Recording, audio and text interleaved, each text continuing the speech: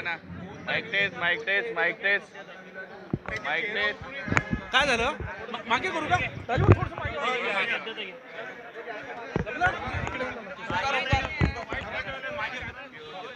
ए दादा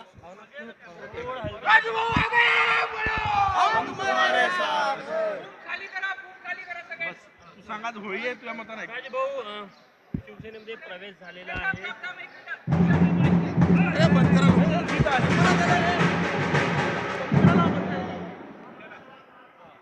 तुम्ही शिवसेनेमध्ये प्रवेश केलेला आहे, काय कारण होतं आता पुढची काय रणनीती असणार आहे?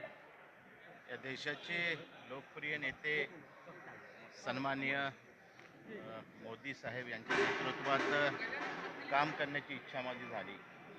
ज्या पद्धतीनं देशाचं नेतृत्व मोदी साहेब करत आहे, लोकाभिमुख सरकार देण्याचं काम ते करत आहे. त्यांच्या नेतृत्वात काम करण्याची संधी मला पक्षाने दिली, त्याबद्दल सर्वप्रथम त्या सर्व पक्षाचे महायुतीचे मी मनापासून त्यांचे धन्यवाद मानतो. खऱ्या अर्थाने विकास हा माझा महत्त्वाचा मुद्दा आहे. ज्या पद्धतीनं 4.5 वर्षामध्ये उमरेड विधानसभा क्षेत्राचा विकास करण्याकरता ज्या ज्या लोकांनी मला मदत केली, त्यामध्ये महायुतीचं सरकार पण आहे. मागच्या 2 वर्षामध्ये सरकार बदलल्यानंतर या लोकांनी ज्या पद्धतीनं उमरेडच्या विकासाला गती देण्याचं काम केलं, माझं स्वप्न रामटेक लोकसभा क्षेत्रसुद्धा आहे. ज्या पद्धतीनं आता रामटेकचा विकास करण्याचं स्वप्न मी बघितलं आहे, या क्षेत्राचा सर्वांगीण विकास झाला पाहिजे, हेच मत मी घेऊन आज पक्षामध्ये मी प्रवेश केला आहे. एक उमरेडचे एक ऍक्टिव्ह आमदार म्हणून तुमच्याकडे बघितलं जायचं. पूर असो काही असो, झोपडपट्टीत दिवाळी साजरी करणे, आता क्षेत्र मोठं आहे, चॅलेंजेसही मोठे आहे, कसं करणार हे सगळं? मी चॅलेंज स्वीकारणारा आमदार होतो. आज मी सर्वसामान्य कार्यकर्ता आहे. प्रत्येक चॅलेंज स्वीकारणारा माणूस म्हणून मी माझी स्वतःची त्याच पद्धतीने मी बघतो.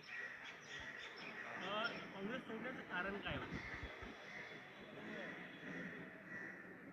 कारणं तर खूप आहे, पण हुकुमशाही आणि झुंडशाही ज्या पद्धतीने जिल्ह्यामध्ये सुरू होती, मग ते 4.5 वर्षात मी बघितलं की एक सर्वसामान्य माणूस या भागाचा आमदार झाला आणि ज्या पद्धतीनं काही लोकांनी हुकुमशाही आणि झुंडशाहीच्या प्रवृत्तीनं पक्ष चालवण्याचं काम केलं, ज्या पद्धतीनं करत होते, ते सुद्धा मला पक्ष सोडण्याचं काही कारण. स्थानिक नेते तुमच्या विरोधात पक्षाचंच काम करत होते, त्यामुळे एक नाराजी होती.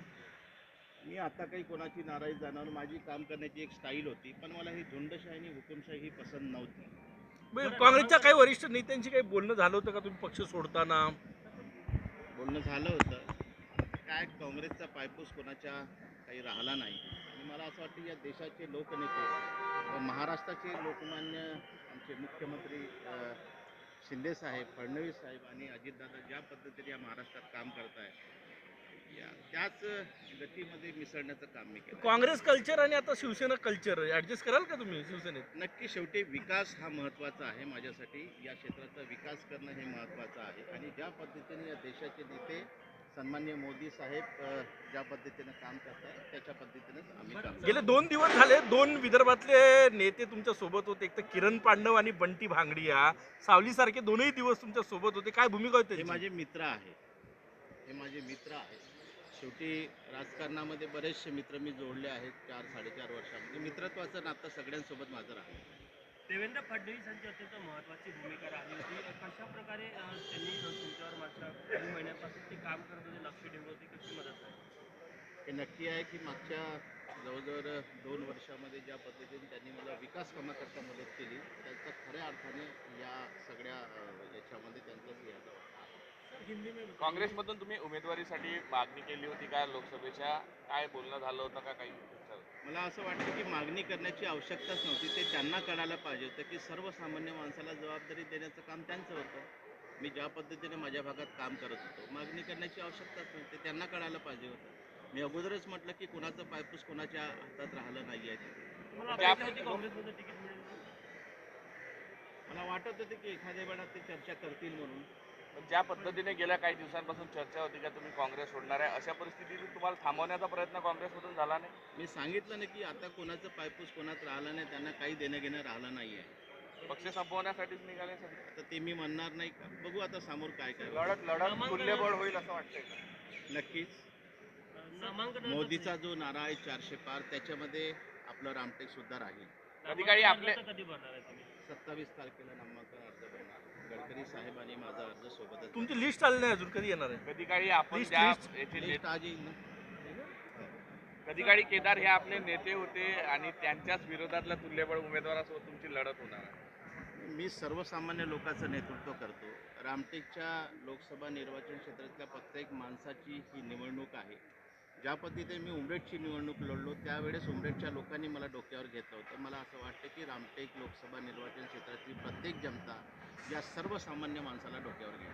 काल आपल्यासोबत प्रवेश माझे जे खासदार आहे विद्यमान तिथे काय त्यांच्याशी बोलणं झालं आहे, काय त्यांची नाराजी आहे, चर्चा होती? नाराजी वगैरे काही नव्हती. आता हसत खेळत काल सगळं कार्यक्रम झाला आहे तिथे. मला असं वाटत नाही की कुठेही नाराजी त्यांची आहे.